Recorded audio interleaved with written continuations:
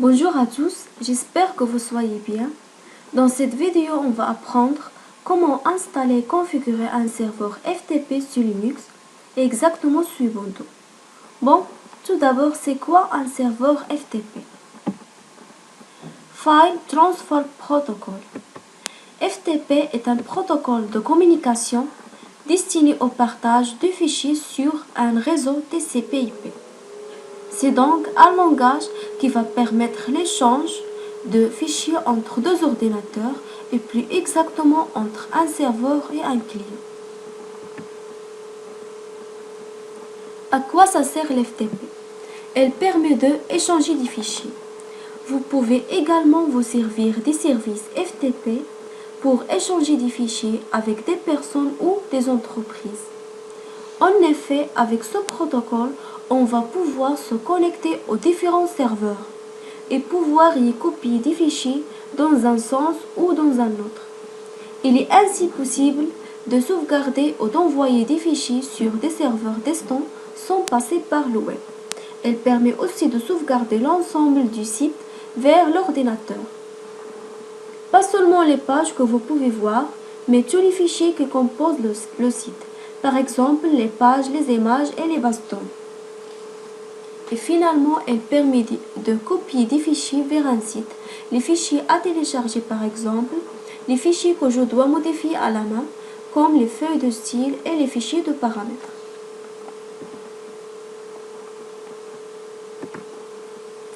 L'FTP obéit à un modèle client-serveur, c'est-à-dire qu'une des deux parties. Le client envoie des requêtes auxquelles réagit l'autre, appelé serveur. En pratique, le serveur est un ordinateur sur lequel fonctionne un logiciel, lui-même appelé serveur FTP, qui rend public une arborescence de fichiers similaire à un système de fichiers Unix. Pour accéder à un serveur FTP, on utilise un logiciel client FTP, qui possède une interface graphique ou une ligne de commande. Le protocole FTP utilise deux types de connexions TCP. Une connexion de contrôle initialisée par le client vers le serveur pour transmettre les commandes concernant les fichiers, comme suppression de fichiers, renommage et liste fichiers. Et une connexion de contrôle initialisée par le client ou le serveur pour transférer les données requises, comme les contenus de fichiers et listes fichiers. L'FTP peut utiliser de deux façons différentes. On a le mode actif, c'est le client FTP qui détermine le port de connexion à utiliser pour permettre le transfert des données. Ainsi, pour que l'échange des données puisse se faire, le serveur FTP initialisera la connexion de son port de données vers le port spécifié par le client.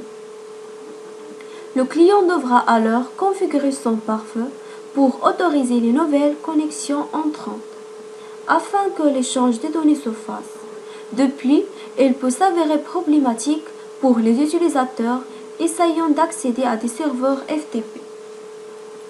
Lorsqu'ils sont derrière une passerelle NAT, étant donné la façon dont fonctionne le NAT, le serveur FTP lance la connexion de données en se connectant à l'adresse externe de la passerelle NAT sur le port choisi.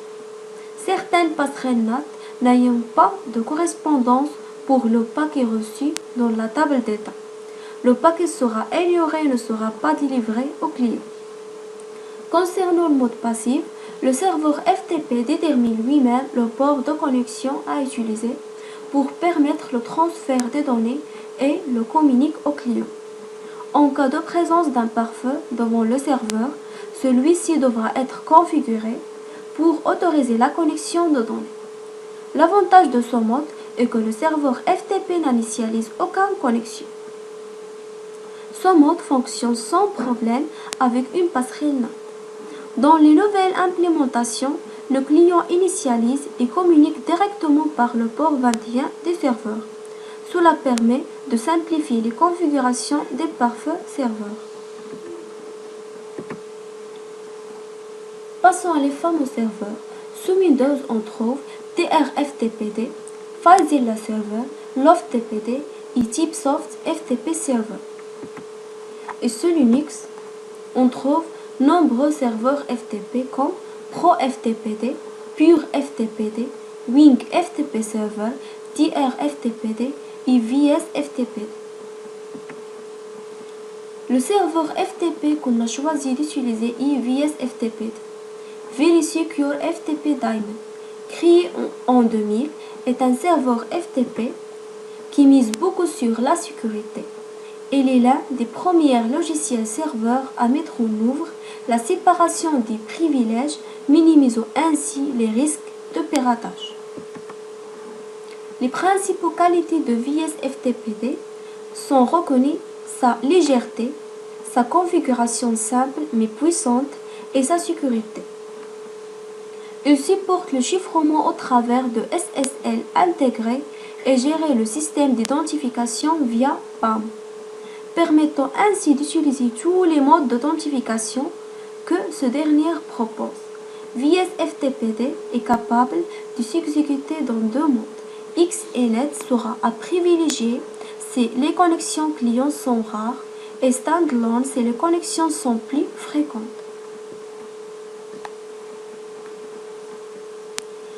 Pour l'installation du paquet VSFTPD, se fait en impliquant la commande apt-get install VSFTPD. Et pour configurer le serveur FTP, on édite le fichier /etc/vsftpd.conf. Ce fichier contient les instructions qui permettent le bon fonctionnement du serveur. Pour permettre aux utilisateurs locaux, ceux qui ont un compte sur la machine, de se connecter au serveur et d'écrire, on utilise local enable égale yes et write enable égale yes. Il est ainsi possible de personnaliser le texte de connexion au serveur. On initialise la variable ftpd banner. Et ainsi, pour empêcher la connexion d'utilisateurs anonymes au serveur, on initialise la variable anonymous enable. Dans cette vidéo, on va travailler avec FileZilla. FileZilla Client est un client FTP performant qui assistera l'utilisateur lorsqu'il a besoin d'envoyer des fichiers vers un serveur desktop, ce qui est notamment utile pour les personnes qui possèdent un site web qui ont besoin de mettre en ligne des fichiers en FTP. FileZilla Client prend en charge plusieurs types de protocoles de transfert.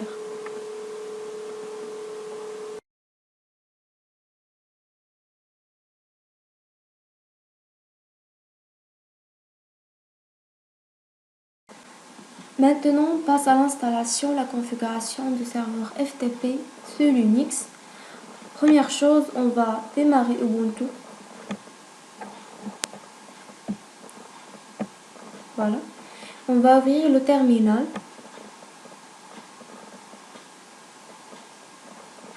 Puis écrivez la commande sudo espace su. Entrez votre mot de passe. Entrez. Pour connecter au mode administrateur et pour avoir tous les privilèges, justement ce qui concerne la configuration et les services système. Donc voilà, je suis en mode route. Maintenant, je peux commencer l'installation et la configuration du serveur FTP. Mais d'abord, je vais vérifier la connexion. Je vais faire un ping sur Google, par exemple. Donc, comme vous voyez, la connexion arrive bien. CTRL N. Donc maintenant, je peux commencer l'installation du paquet VSFTPD qui est correspondant au protocole FTP. Alors tapez la commande apt-get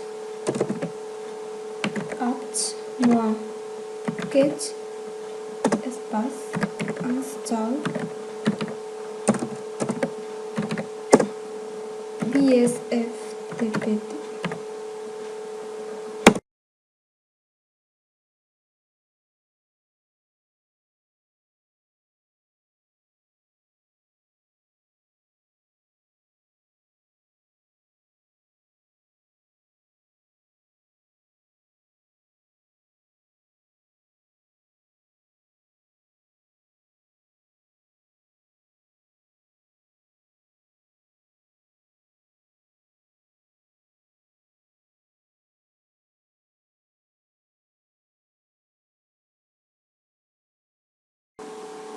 Et voilà, l'installation est terminée.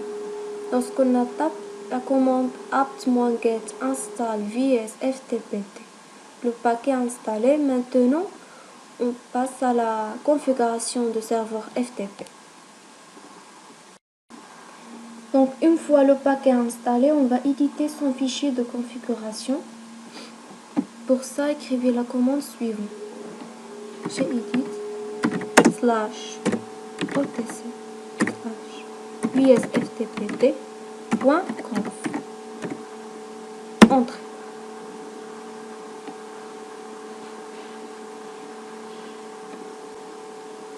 Donc, comme vous voyez, nous sommes dans le fichier de configuration.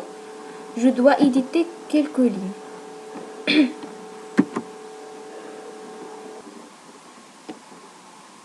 Donc, on va décommenter quelques lignes en supprimant le dièse.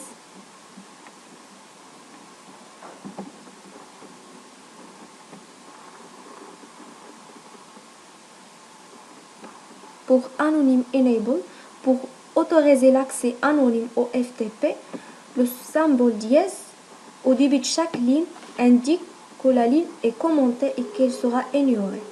Pour activer cette ligne, vous devez supprimer le dièse.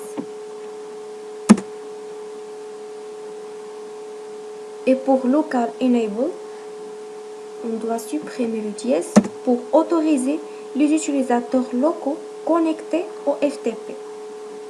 Et aussi pour Write Enable, pour autoriser les modifications du fichier, telles que le transfert du fichier.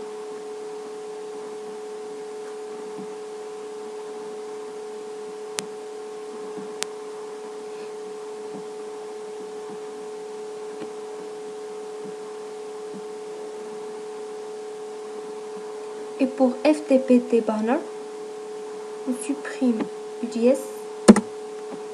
Pour la personnalisation du texte, connexion serveur, on va changer le message par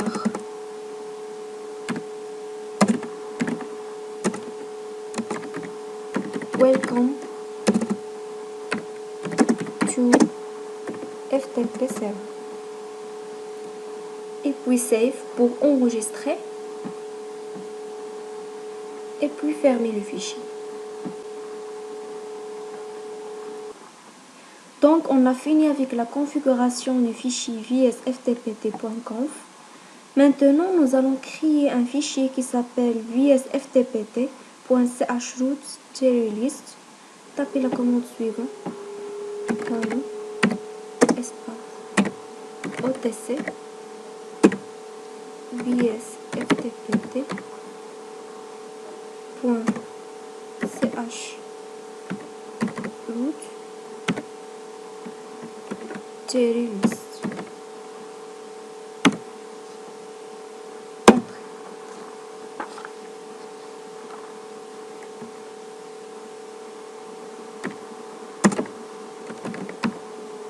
Donc on a créé un utilisateur autorisé connecté en FTP. Et puis CTRL O pour enregistrer et CTRL X pour quitter.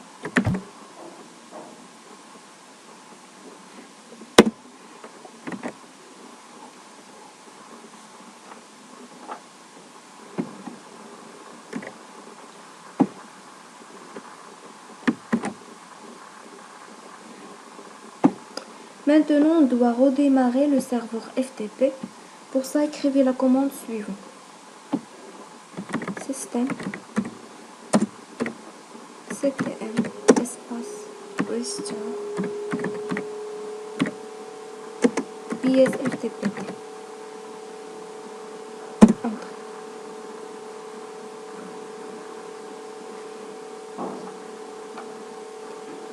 Et donc, pour vérifier que le serveur tourne bien et fonctionne correctement, tapez la commande suivante: encore système cta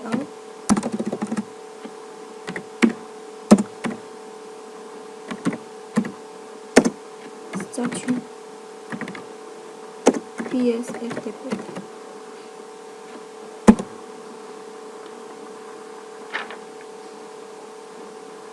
Donc nous voyons bien que notre service est actif.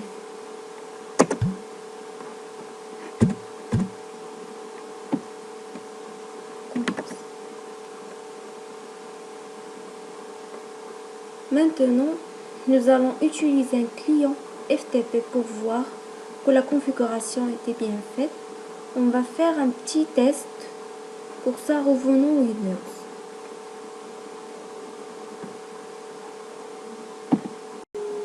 Donc, dans ce vidéo, on va travailler avec FileZilla pour la transmission des fichiers à partir d'un ordinateur local à un ordinateur distant. Mais d'abord, comment FileZilla fonctionne? Pour des raisons de sécurité, FileZilla propose un mode dans lequel il ne conserve aucune trace des mots de passe sur votre ordinateur. Ainsi, une authentification est nécessaire à chaque connexion au serveur, même en utilisant les favoris du gestionnaire de site.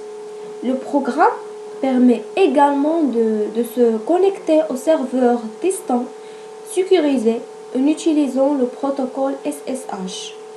FileZilla est capable de compresser les données en cours de téléchargement, ce qui améliore la vitesse de transfert et le niveau de compression est paramétrable, ce qui lui donne une grande flexibilité. Donc les fonctions principales de FileZilla, on a la capacité à reprendre les mises à jour de téléchargement interrompues, les commandes personnalisables. Aussi, on a la gestionnaire de site avec ses dossiers, le système anti-déconnexion et aussi la détection des temps de pause par feu, la connexion SSL sécurisée, SFTP est supportée. On a aussi la file d'attente, la mise à jour de téléchargement, glisser, déposer, support multilangue, aussi l'authentification et cryptage GSS utilisant Kerberos, pare-feu supporté. On a aussi le réglage de la bande passante et finalement le répertoire de liens déjà visités. Pour le controverse sur le non-chiffrement de mots de passe, pour certains utilisateurs, FileZilla présenterait une faille de sécurité car il ne chiffre pas les mots de passe enregistrés par l'utilisateur. Ces informations sont enregistrées en clair dans un fichier XML situé sur le disque dur. Pour d'autres, il ne s'agirait pas d'une faille de sécurité. La non-protection des mots de passe dans FileZilla est une décision réfléchie et assumée de la part des concepteurs du logiciel. Les données de connexion seront révélées en capturant les paquets TCP sortant de la carte réseau. En effet, en mode FTP, les données de connexion sont envoyées en clair sur le réseau. Donc, pour le lexique, je vais vous donner quelques mots qu'on va utiliser dans notre pratique avec FileZilla. Pour l'ordinateur local est un ordinateur personnel de webmaster, celui où il travaille et où se trouvent les fichiers de site web de développement. Pour le répertoire local, c'est-à-dire les dossiers locaux, le répertoire situé sur l'ordinateur personnel de webmaster et où sont rassemblés tous les fichiers de sites web qu'elle développe. Pour le répertoire distant, le répertoire situé sur l'ordinateur distant et vers lequel les fichiers seront transférés. Pour le transfert, c'est-à-dire upload, l'opération qui consiste à envoyer des fichiers issus de l'ordinateur local vers le serveur. Pour le téléchargement, download, l'opération qui consiste à récupérer des fichiers issus d'un ordinateur distant vers l'ordinateur local. Pour l'ordinateur distant, le serveur web sur lequel le webmaster va transférer les fichiers de son site Un serveur web est connecté de façon permanente au web. Lorsque les pages du site seront transférées, les internautes pourront les consulter depuis n'importe quel ordinateur connecté à l'Internet à n'importe quelle heure du jour ou de la nuit. Habituellement, le serveur web est maintenu par l'hébergeur, un professionnel des réseaux qui l'ont loué au Webnation. Et donc, pour faire la transmission du fichier à un dossier distant vers un dossier local, vous aurez besoin des ingrédients suivants pour que la transmission passe bien. Première chose, votre ordinateur est correctement connecté à l'Internet. Le logiciel FileZilla est installé. Votre hébergement web est opérationnel. Vous disposez des informations suivantes sur votre hébergement web. Ils vous sont communiqués par votre hébergeur. En général, les informations sont votre identifiant utilisateur FTP, votre mot de passe FTP et l'adresse du serveur FTP. Alors, on va utiliser le client FileZilla, qui est le client FTP très connu dans la configuration de FTP. Pour télécharger FileZilla, allez vers le site. À partir de ce lien, vous pouvez télécharger FileZilla. Pour moi, j'ai déjà téléchargé. Quand le téléchargement est terminé, vous devez l'installer dans votre PC. Première chose, lancez votre logiciel FileZilla. Maintenant, on va connecter FileZilla au serveur FTP de votre hébergement. Donc, comme vous voyez, nous avons dans l'interface de FileZilla. Ici, on va faire l'adresse IP de votre serveur FTP 192.168.133.132. Tout d'abord, on va faire un ping. Pour ça, ouvrir l'invite commande et taper la commande suivante.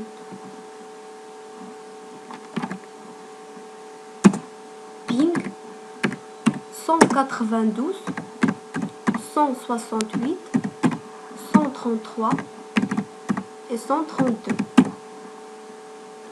Entrée. Donc, comme vous voyez, le ping passe correctement.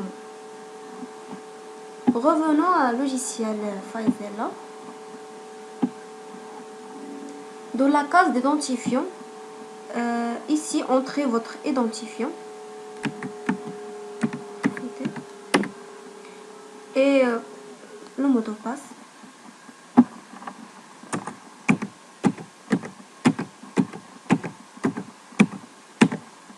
Je vous signale que si vous nous donnez ni login ni mot de passe, FileZilla tentera de se connecter en anonyme à votre serveur FTP. Cela ne fonctionne que si vous avez autorisé les connexions anonymes au préalable dans le fichier de configuration. Pour la case de port, laissez-le vide. Et plutôt le numéro 2221 peut être utilisé en cas de connexion FTP sécurisée. Et puis cliquez sur le bouton connexion rapide. Je vous signale que les différentes opérations de connexion réalisées par FileZilla défilent très rapidement dans le panneau de messages de suivi situé juste en dessus de la barre de connexion. Si la connexion réussit, vous voyez apparaître le message vous indiquant que le dossier destin a été lu et vous voyez apparaître le nom du répertoire dans la case site destin. Sauf il s'agit d'une simple barre oblique, comme /home/hafid. Et si la connexion a échoué, un message d'erreur rouge apparaît dans le panneau et le cas site destin reste grisé. Vous pouvez tenter de décrypter l'erreur en lisant les messages qui précèdent la ligne rouge. Juste une astuce, FileZilla mémorise vos paramètres de connexion.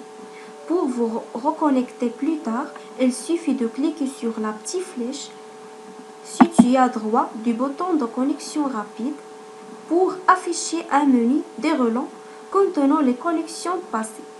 Un clic sur la connexion recherchée permet de la relancer. Lorsque la connexion est établie, FileZilla affiche le contenu des ordinateurs connectés. Les fichiers et les dossiers de l'ordinateur local apparaissent à droite et les fichiers et les dossiers de l'ordinateur distant à gauche. Les panneaux droit et gauche ayant le même fonctionnement. On peut les présenter simultanément.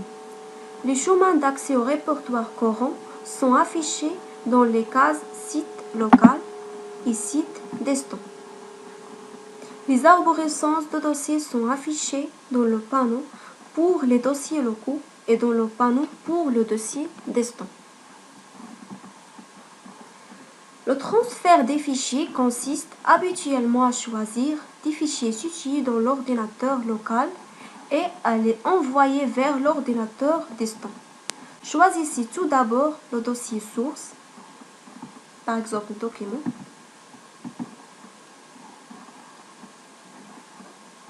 dans le panneau de l'ordinateur local. C'est le dossier où se trouvent les fichiers à envoyer. Et puis choisissez à présent le dossier de destination dans l'ordinateur distant.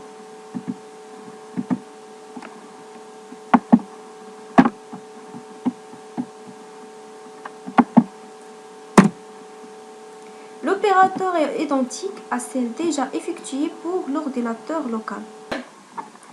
Maintenant, on va faire un test. On va prendre un fichier.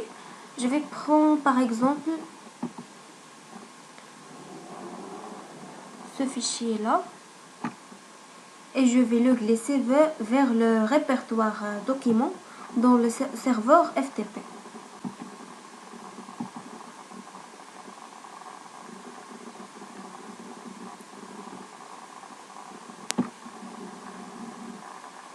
Bon, comme vous voyez, le transfert est réussi.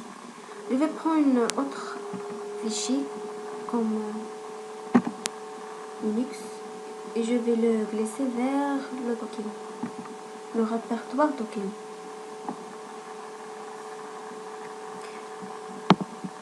Et comme vous voyez, le transfert réussi. Transfert de fichier réussi. On va voir s'il est bien passé. Allez vers Ubuntu.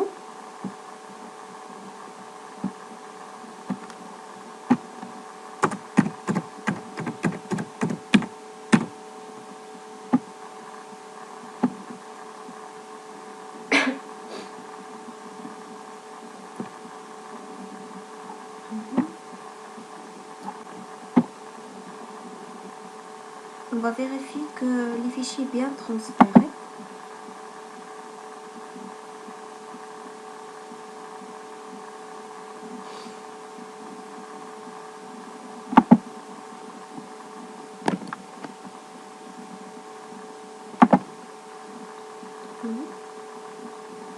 Open.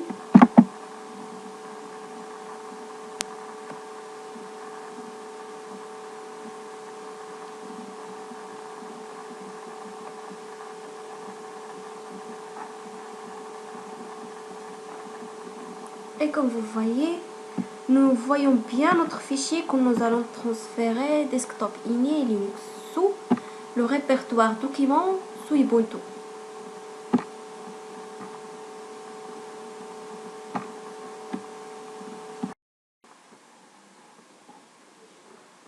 Bon, dans ce tutoriel vidéo, on a essayé de vous donner le maximum d'informations sur le serveur FTP, comment l'installer et configurer sous Ubuntu.